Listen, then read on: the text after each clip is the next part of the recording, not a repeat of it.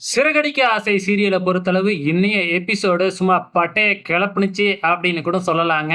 So இப்ப competition போய்க்கிட்டு இருக்கு இல்லையா? சிறந்த ஜோடி யாரு அப்படின்னு சொல்லிட்டு ஃபைனல் ரவுண்டுக்கு வந்துட்டாங்க. இதுல வந்து பார்த்தீங்கன்னா, கேள்விகள் தான் இண்டிவிஜுவலா கேட்டுக்கிட்டு இருக்கிறாங்க.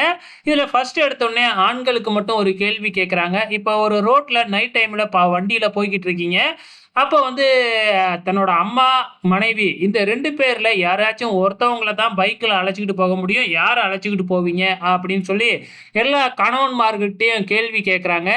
எல்லாருமே வந்து பார்த்தீங்கன்னா, தன்னோட மனைவிய தான் அழைச்சுக்கிட்டு போவோம் அப்படின்னு சொல்றாங்க. அதுல ஒரு சிலர் வந்து என்னோட அம்மாவ அழைச்சுக்கிட்டு போவேன் அப்படின்னு சொல்றாங்க. ஆனா நம்ம முத்து மட்டும் வித்தியாசமா, என் மனைவிக்கு தான் நல்லாவே வண்டி ஓட்டத் தெரியுமே.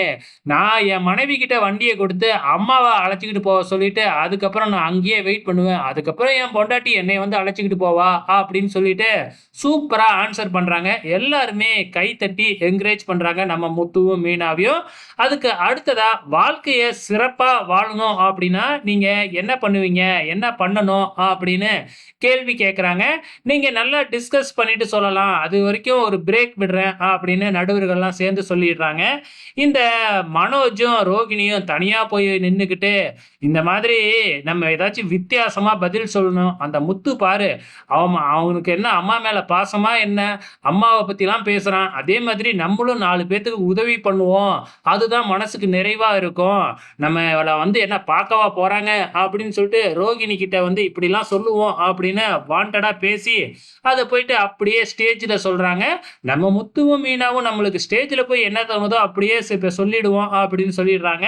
அதே மாதிரி இங்க ஸ்டேஜ்ல வந்து மனோஜும், ரோகிணியும் அப்படியே பெரிய வாரி வள்ளல் மாதிரி பேசிடுறாங்க.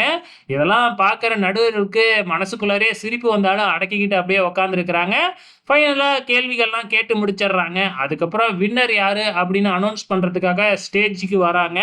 ஸோ, அப்ப ஒவ்வொரு ஜோடிய பத்தி நடுவர்கள் சொல்ல வரும்பொழுது, மனோஜும், ரோகிணியும் அப்படின்னு வாய தொறந்தது தான் நம்ம மனோஜ் முந்திரி கொட்டை மாதிரி, "தெரியும் சார். நாங்க தானே வின்னரு. எங்களுக்கு தானே பிரைஸு" அப்படின்னு சொல்லிடுறாங்க.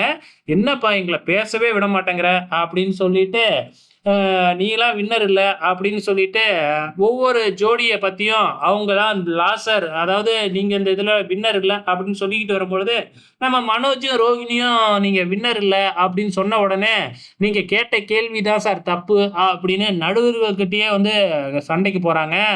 "நாங்களும் டீசென்ட்டா போகணும்னு நெனச்சோம். நீங்க இப்படி செய்வீங்கன்னு நாங்க எதிர்பார்க்கல. இருங்க உங்களுக்கு ஒரு குறும்படம்" அப்படின்னு சொல்லிட்டு, அவங்க 2 பேரும் டிஸ்கஸ் பண்ணுனத எல்லாருக்கு மத்தியிலயும் அங்க இருக்கிற எல்இடி டிவிலயே போட்டு காமிச்சு, இந்த மனோஜுக்கும், ரோகிணிக்கும் மூக்கொடையிற மாதிரி பண்ணிடுறாங்க. ஃபைனலா டைட்டில் வின்னர் வந்து பார்த்தீங்கன்னா, நம்ம முத்துவும், மீனாவும் தான் அனௌன்ஸ் பண்ணி ரூ. 1,00,000 செக்கும், அப்படியே வின்னிங் ஷீல்டும் குடுத்து விட்டுர்றாங்க. இங்க விஜயா வந்து பார்த்தீங்கன்னா, ஆரத்தி தட்டோட வெயிட் பண்ணிக்கிட்டு இருக்கிறாங்க. எப்படியும் மனோஜும், ரோகிணியும் தான் வின் பண்ணுவாங்க அப்படின்னு சொல்லிட்டு, மனோஜும், ரோகிணியும் வந்த உடனே ஆரத்தி எடுக்கணும், பத்த வைங்க அப்படின்னு அண்ணாமலை கிட்ட சொல்ல, நாங்க டைட்டில் வின்னர் இல்ல அப்படின்னு மனோஜும், ரோகிணியும் சொல்ல, அப்ப என்ன ரவியும், ஸ்ருதியுமா அப்படின்னு கேட்க, அவங்களும் இல்லன்னு சொல்ல, இங்க நம்ம மீனாவோட அம்மாவும், தங்கச்சியும் வராங்க. இவங்க எதுக்கு இங்க வராங்க? அப்படின்னு பேசிக்கிட்டே இருக்கும் பொழுது, சும்மா மேளதாளத்தோட நம்ம முத்துவும், மீனாவும் அந்த செக்கையும், ஷீல்டையும் எடுத்துக்கிட்டு அப்படியே தன்னோட ஃப்ரெண்ட்ஸ் எல்லாம் கூப்பிட்டுக்கிட்டு அப்படியே அலப்பற பண்ணிக்கிட்டு உள்ளார என்ட்ரி குடுக்குறாங்க. இன்னைக்கு இதோட எபிசோடு முடிஞ்சிருக்குங்க. நாளைக்கு என்ன நடக்கப் போகுது அப்படிங்கிறத பொறுத்திருந்து பார்க்கலாம்.